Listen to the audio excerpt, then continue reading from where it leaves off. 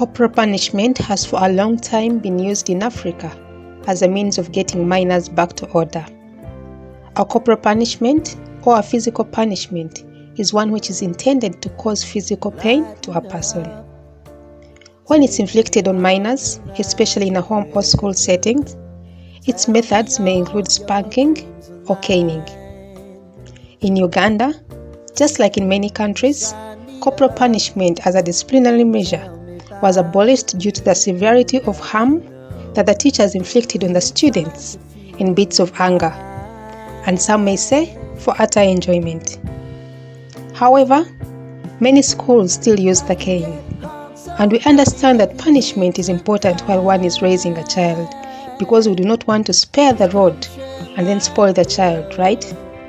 It's important, however, to note that a parent will punish her child with love, and yet on the other hand, teachers may have malice on a student and use it to flog him or her with no mercy whatsoever.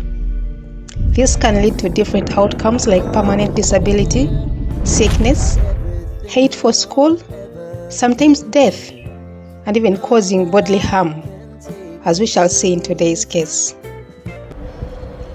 Welcome back to Tavern Crime Chronicles.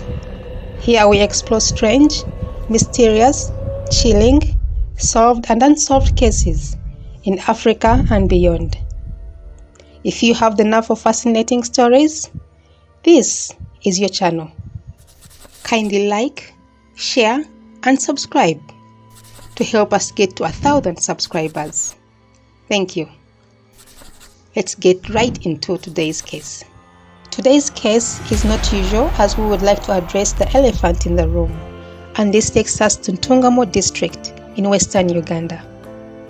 Right there in Rwashamire, along Kampala-Mbarara Highway, is Standard College Rwashamire, which is part of the Standard College School, co-owned by the Electoral Commission Commissioner Stephen Tashobya and other directors. The directors acquired the school formerly known as Trinity High School Rwashamire very recently in 2023. The group also owns Standard College in Ntungamo and Standard Junior School, also in Ntungamo Municipality. Unfortunately, the schools are known to have a reputation for strict disciplinary measures, often involving corporal punishment.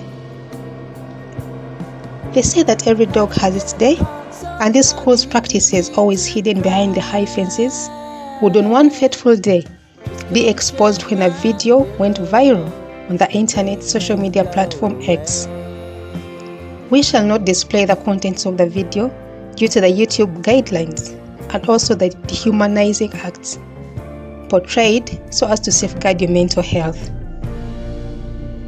In this video, 2 male teachers are seen consecutively, mercilessly flogging a young male student with what appeared to be an electric wire. The student is helpless and pleads for mercy to no avail. Seeing that this could be the end of his life, he takes a leap of faith and tries to run for his dear life, but he is unfortunately grabbed at the door and slapped very hard, forcing him back on the floor and more strokes of the cane. Watching the video sent goosebumps and shivers down my spine on seeing the teacher's vile nature, the heartlessness and possible enjoyment that they got as they assaulted the young student. Social media was awash with the now viral video as netizens called for immediate apprehension of the errant teachers. The Chief of Defense Forces, General Muhoozi Kainerugaba, also a frequent user of the platform himself, called on the police to apprehend the teachers, while several commentators condemned the brutality of the act.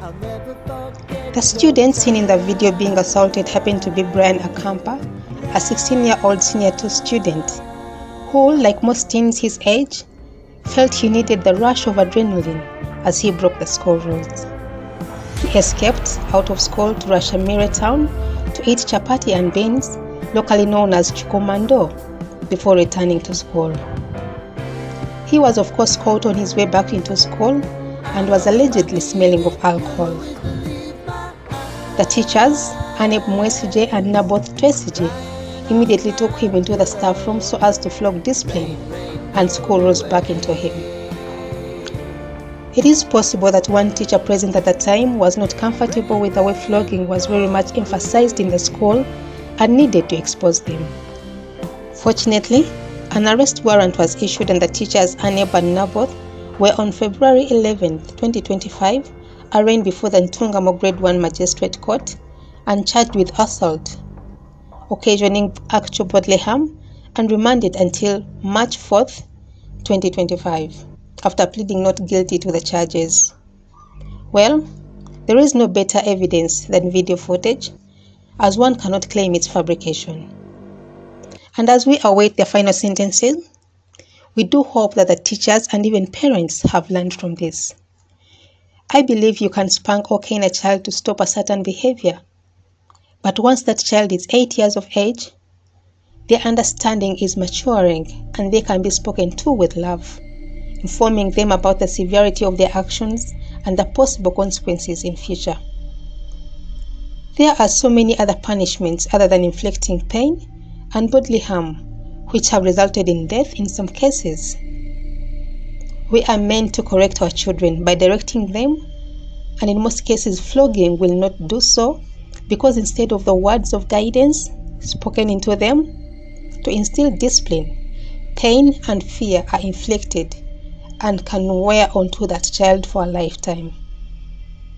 Tell us, what are your memories of high school and its punishments? Is flogging a kind of punishment you agree with? Well, we can all agree to disagree, but all punishments should mean to correct and guide one back onto track. Thank you for watching. If you enjoyed the way we covered this case, kindly like, subscribe, and even share it with your friends and family. And we will see you on the next one.